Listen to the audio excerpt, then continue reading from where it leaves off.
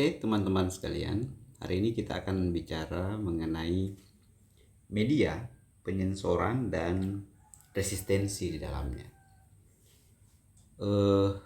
Mari berpikir sejenak ya, dan merenungkan ketika kita menyimak berita, melihat iklan, atau bahkan sekadar scroll media sosial. Kita mungkin merasa bebas, namun di balik kebebasan itu ada perebutan kekuasaan yang amat canggih atas pikiran dan makna yang kita peroleh.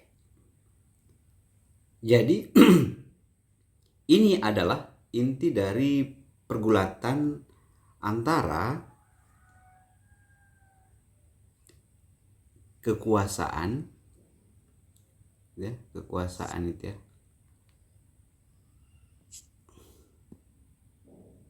kekuasaan, hegemoni, dan penyensoran. Di situ ya. Nah, ada yang menarik, apa yang disebut resistensi kreatif dari audiens. Ataukah biasa disebut sebagai resistensi semiotik. Oke, kita mulai melihat bagaimana hegemoni ini ya. Bagaimana hegemoni ini beroperasi. Jadi hegemoni itu dia semacam kekuasaan yang mengajak kita gitu ya. Kekuasaan yang mengajak kita setuju.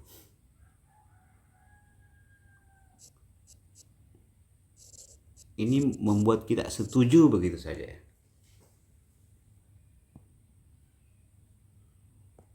Jadi kekuasaan yang mengajak kita setuju. Hegemoni ini juga dia tidak berlandaskan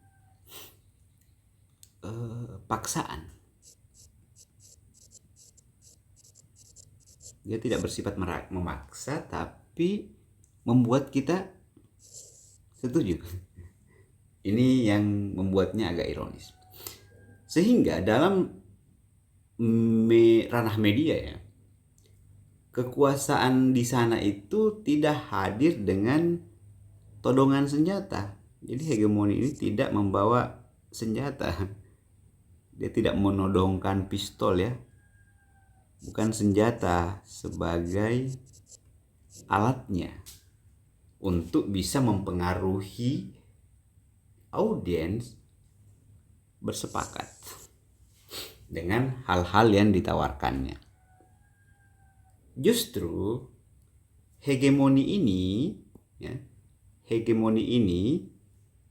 hadir itu dengan senyuman. Bahkan ketika Anda datang belanja, bayangkan bagaimana senyuman yang dipaksa itu. Atau ketika melihat iklan-iklan di tepi jalan ya, yang billboard apa dan sebagainya itu hadir dengan penuh pesona, dengan senyuman, dan meyakinkan audiens atau yang melihatnya percaya pada apa yang ditawarkan.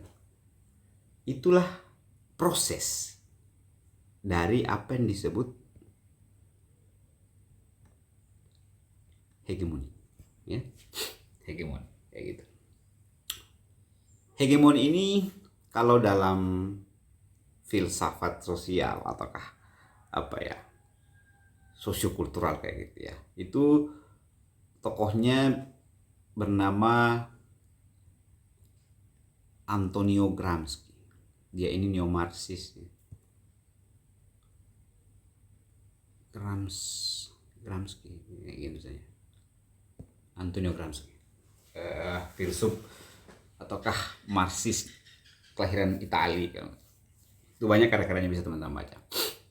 Jadi dia melihat hegemoni itu adalah cara kelompok berkuasa. Jadi cara yang berkuasa ini itu memperoleh kekuasaan bukan melalui paksaan, tetapi dengan mendapatkan persetujuan aktif, biasa disebut active consent kalau dalam buku ini, dari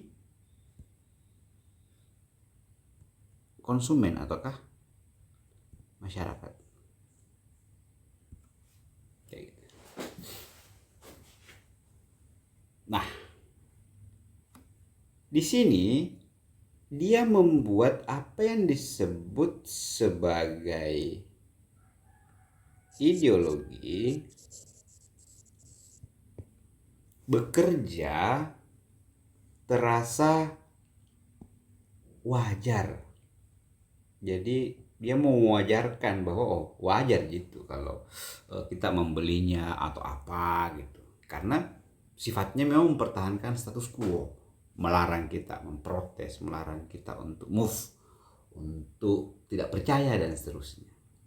Dan sifatnya hanya memberikan, jadi there is no alternative di sana, dan hanya dia satu-satunya pilihan. Sifatnya ideologi yang didorong dari yang hegemoninya ini. Bagaimana pengaruh hegemoni ini? Dia melahirkan satu-satunya pilihan. There is no other choice. Satu-satunya pilihannya, satu-satunya pilihan. Kayak gitu. Nah, lalu bagaimana ini kemudian beroperasi? Bagaimana kerja-kerja di belakang dari hegemoni ini gitu? Kita akan bergeser melihat bagaimana operasi kekuasaan itu dilakukan dengan apa yang disebut mekanisme dari sistem ini. Kapitalisme puncak yang disebut dengan neoliberalisme. Nah, coba kita lihat asal usul kata ini, asal usul neoliberalisme itu sendiri. Dari sistem kapitalisme yang selama ini didaulat ataukah dijadikan sebagai alternatif sistem dalam ekonomi, neoliberalisme itu kadang disebut sebagai puncak dari ataukah gaya baru dari kapitalisme puncak. Nah, kalau kita melihat bagaimana asal-usul neoliberalisme ini, kita bisa melihat akar intelektual yang begitu ribut ya di awal-awal abad 20-an kayak gitu ya, sekitaran 1930 sampai 1955. Jadi neoliberalisme itu tidak muncul tiba-tiba gitu. Ini tidak muncul tiba-tiba pada era sekarang atau yang disebut era globalisasi. Dia berangkat dari perdebatan panjang para ekonom kita, khususnya ekonomi politik abad 20, utamanya sebagai reaksi dari dua ancaman. Nah, apa saja yang lahir waktu itu, yang kemudian memicu lahirnya ini? Kan ada mekanisme atau sistem negara yang terlalu intervensionis gitu. Jadi bagaimana negara itu dianggap sangat turut campur dengan ekonomi politiknya, khususnya ekonominya ya, bagaimana regulasinya, campur tangan yang individu, korporasi untuk berkontribusi dan sebagainya. Juga dia merespon apa yang lahir di era itu dengan saya tuliskan aja sebagai responnya itu terhadap apa yang disebut keterlibatan terlalu banyaknya intervensi atau urusan negara, intervensi negara ya terhadap keputusan-keputusan ekonomi. Ini terkait dengan gagasan-gagasan Keynesianisme ya, Keynesian gitu ya. Juga munculnya di waktu itu totalitarianisme. Totalitarianisme ya.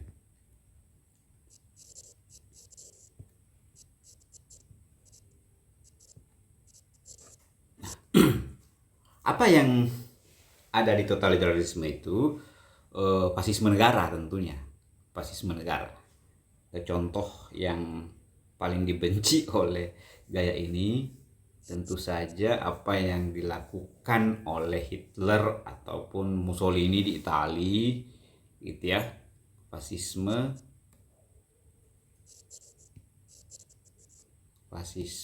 dan komunisme Soviet tentunya. Nah, di situ. Di sini istilah neoliberalisme itu pertama kali muncul secara sistematik ya dalam forum-forum yang berkembang di Eropa tentunya, khususnya di Paris, di mana para pemikir liberal ya, bagaimana pemikir liberal itu bukan bebas bagaimana gagasan emansipasi ya, tapi lebih pada memberikan ruang kepada individu untuk terlibat aktif berpartisipasi,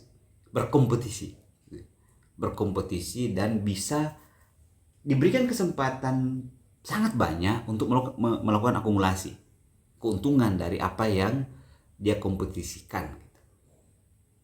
Jadi di sana para pemikir liberal itu berdebat bagaimana memperbaharui liberalisme klasik untuk dunia modern. Nah, di sinilah gagasannya.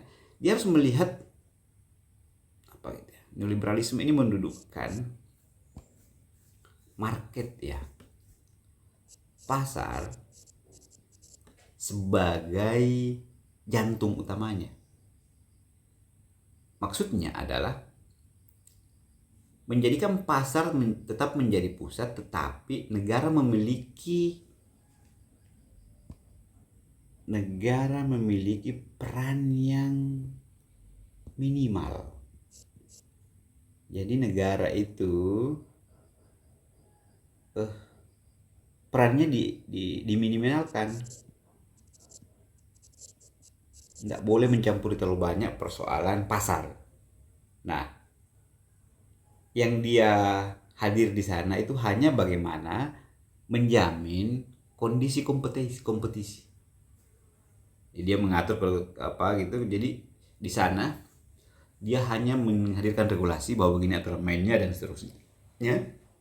Namun hampir semua individu yang terlibat dalam kompetisi itu bisa melakukan akumulasi. Lantas bagaimana pengaruh pemikiran liberal baru ini? Nah, para pemikir ini mengkritik apa yang disebut welfare state ya, negara kesejahteraan yang terlalu besar gitu. Jadi ada yang menolak perencanaan terpusat yang menekankan spontanitas pasar, ada yang menentang intervensi negara dalam hal harga dan produksi. Di sana juga ada pemikir yang menekankan kerangka hukum yang menjamin kompetisi. Jadi kata kuncinya di kompetisi. Kemudian mempengaruhi menjadi apa? Kemudian didudukkan sebagai apa yang disebut neoliberalisme saat ini.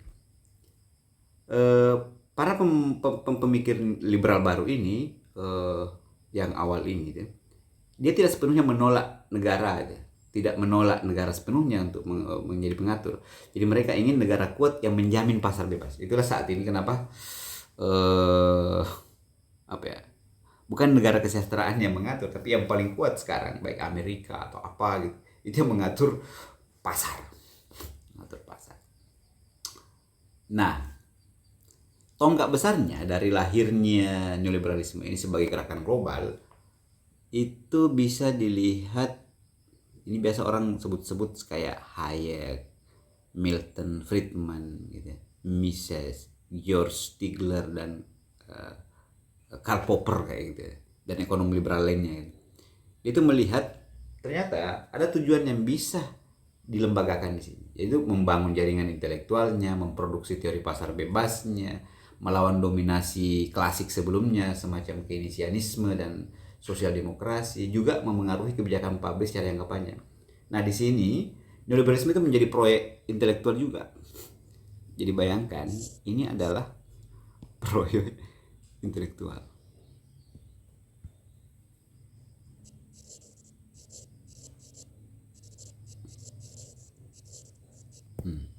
Dia menjadi proyek intelektual sekaligus strategi politik jangka panjang dari yang melembagakannya. Nah, apa yang terjadi dari proses dari liberalisme ke neoliberalisme ini gitu. Neoliberalisme itu pada akhirnya di tahun 70-an itu menemukan momen kebangkitannya. Jadi sebelumnya yang menolak negara kesejahteraan tapi pada negara kuat, itu neoliberalisme naik daun ketika model negara kesejahteraan mengalami krisis. Gitu. Jadi sini momen kebangkitannya, karena kan sebelumnya kan yang didorong itu welfare state. Nah di sini terjadi inflasi atau stagnasi gitu. Ada krisis minyak, menurunnya banyak hal ya industri tentunya. Nah, disinilah narasi neoliberalisme muncul, menawarkan solusinya. Nah, inilah yang banyak sekarang kita pakai, khususnya di Indonesia ya teman-teman ya. Masuk di pendidikan lah, masuk di persoalan sistem ekonomi lah, dan sebagainya. Neoliberalisme bahkan masuk ke dalam apa yang kita bicarakan saat ini, media. Nah, apa yang di sana yang harus ada? Konsistensinya mengurangi peran negara yang saya sebut di sini tadi. Peran negara.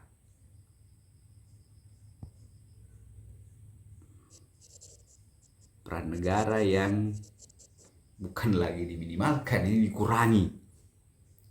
Dorong privatisasi, deregulasi, kemudian fleksibilisasi tenaga kerja, disiplin khususnya di ekonomi ya, fiskal. Nah disinilah krisis ini membuka pintu bagi penerapan doktrin neoliberalisme. Gitu. Kalau kita melihat konteks akhir ini, jadi neoliberalisme itu lahir gitu ya. Singkatnya, neoliberalisme itu lahir sebagai reaksi terhadap di awal tadi intervensi negara di awal abad 20, kemudian berkembang melalui jaringan intelektualnya. Lalu dia naik daun, diterapkan dalam politik pada era, khususnya eranya ya Margaret Thatcher gitu dan Reagan di Amerika. Lalu menjadi tatanan politik global saat ini. Nah, siapa yang di belakangnya? Ini teman-teman, IMF, World Bank. Inilah yang dianggap sebagai teknologi kesejahteraan. Nah, kini ia menjadi ideologi yang membentuk cara kita bekerja, hidup, berkompetisi, dan memahami diri sendiri. Kalau Anda lihat bagian ini, bahkan setelah krisis kita di era Soeharto, inilah yang datang memberi nasihat cara menjadi negara yang baik gitu, untuk alasan kemajuan. Jadi hampir semua kebijakan politik ekonomi di dalamnya ada siapa? World Bank, IMF, even WTO gitu. Oke, di situ ya konteks dari neoliberalisme ini kenapa kemudian masuk dalam bagian yang kita bicarakan saat ini, media. Coba perhatikan, jadi sebagian besar saat ini media di dunia itu dikendalikan oleh pada akhirnya apa? Karena didorong tadi apa ya? Individualisme, privatisasi, kompetisi, dan seterusnya ya. Nah, coba periksa, hampir semua sekarang media itu dikendalikan oleh individu. Individu apa? Individu konglomerat. Individu konglomerat. Individu konglomerat. Tentu saja kepentingan para pemilik ini adalah mempertahankan apa yang kita bilang tadi. Mempertahankan kepemilikan individu. Kepemilikan individu atau pribadi. Lalu dasar lainnya apa yang menjadi cikal bakalnya tadi yang di atas? Kompetisi, persaingan. Dibuka selebar-lebarnya. Campur tangan negara dikurangi. Dan konsumsi tanpa batas. Kenapa? Karena ini yang perlu untuk siapa? Kepentingan siapa? Orang yang berkompetisi. Oke. Maka tanpa kita sadari, media itu diprogram untuk apa? Media itu diprogram untuk apa? Satu, mengutamakan konsumsi, mengutamakan konsumsi. Kemudian yang kedua, dia dihadirkan untuk mengabaikan isu yang lain, khususnya isu struktural. Nggak peduli ini dengan isu struktural. Nah, kalau dalam kaitannya tadi dengan konsumsi, narasi yang difokuskan gitu, narasinya ini itu lebih banyak pada apa ya? Kita sering menemukan ini kan, kesuksesan individu kayak gitu, kesuksesan finansial seseorang, gaya hidup yang didorong. Ini kan narasinya yang kita konsumsi hari ini, gaya hidup yang baik dan benar gitu ya. Dan produk baru selalu mendapatkan sorotan gitu ya. Ketika ada belanja yang baru, itu akan disorot, terus disorot, diulang-ulang. Nah, karena pengulang-pengulang macam itu, maka melahirkan kepercayaan. Dia membuat kita percaya bahwa nilai diri diukur dari apa yang kita beli. Maka cocoklah tagline ini. Aku membeli, maka aku ada.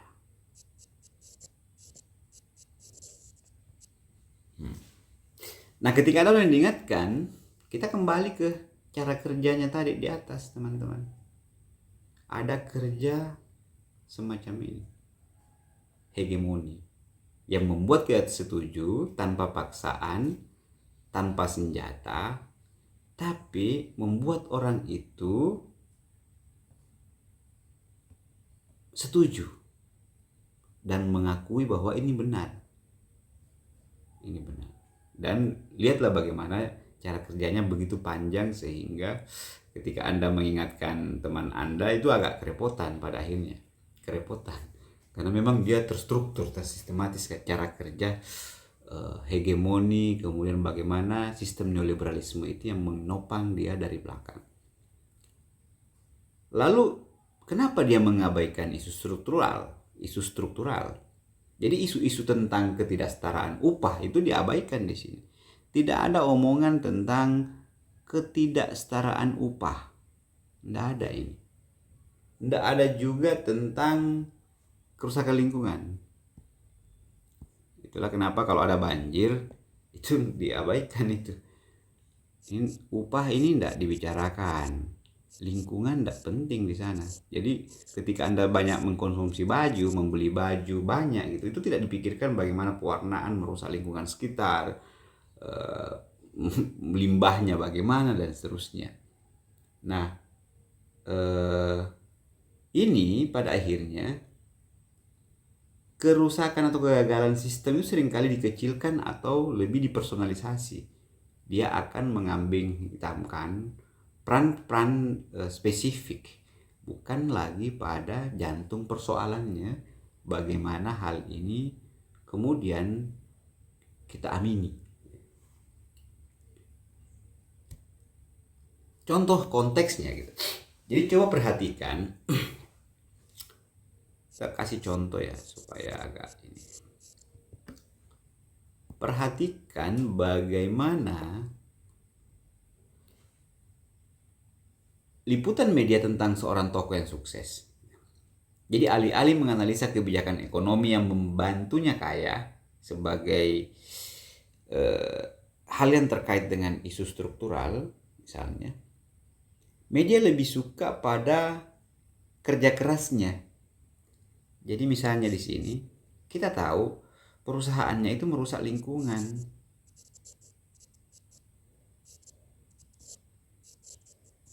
Tapi media membuat kita lupa dan hanya fokus pada kerja keras. Pada kerja keras. Di sini tidak ada lagi fokusnya bahwa di sini ada kemiskinan, kematian, kesengsaraan orang kecil gitu. Bagaimana ini terhubung misalnya dia buka perusahaan-perusahaan macam apa, tapi misalnya tidak dibicarakan bagaimana debu merusak paru-paru orang sekitar, limbahnya bagaimana, gitu dan seterusnya. Ini tidak pernah difokuskan. Cuma konsen ke sini, kerja kerasnya, etos kerja sehingga dia kaya, hanya membicarakan uangnya dan seterusnya. Atau misalnya contoh paling sering kita lihat itu bagaimana media bekerja, bagaimana ini dikonstruk. Ada gejala unik saya lihat saat ini itu. Ketika akan ada eksploitasi lingkungan di sekitaran, apakah di sekitaran tempat kita misalnya. Pertama-tama yang akan dibangun oleh konglomerat itu tempat ibadah. Tempat ibadah. Ini yang disorot gitu. Ini akan menjadi concern dari media yang saya sebutkan tadi bagaimana melakukan seduksinya. Tetapi bagian yang struktural tadi, gitu, hal-hal yang struktural, isu struktural itu tidak lagi akan terhubung dengan kesolehan pemiliknya, apa dan sebagainya, itu lebih banyak di situ. Padahal pas di tempat itu misalnya dilakukan reklamasi. Yang saat ini kita rasakan misalnya banjir rob ataukah banjir dalam kota karena ditimbun itu apa ya, misalnya tempat pembuangan air gitu, di mana air berkumpul di situ, itu ditimbun kemudian dibangunkan real estate di situ misalnya, dan seterusnya. Itu tidak dibicarakan lagi tadi bagian di sini yang isu-isu strukturalnya. Isu-isu struktural ini tidak lagi menjadi konsennya ke sini. Tapi pun ini dia cuma akan ke sini gitu. Bagaimana narasi itu bekerja. Oke. Nah, ini memperkuat bahwa narasi dari neoliberalisme itu gitu ini ya, bagian ini ya. Itu memperkuat bahwa setiap orang bisa sukses asalkan bekerja keras. Dia akan konsen ke situ. Dia akan konsen narasinya ke situ, kesuksesan gitu. Mengalihkan perhatian dari kerja hegemoni tadi yang saya jelaskan bagian sini. Bagaimana hegemoni itu bekerja, kemudian melupakan hal-hal semacam ini. Kan panjang bagian sini tadi ya. Oke. Untuk poin ini kita cukup dulu di sini. Nanti kita akan bergeser ke bagaimana sensor dan batasan yang menyergap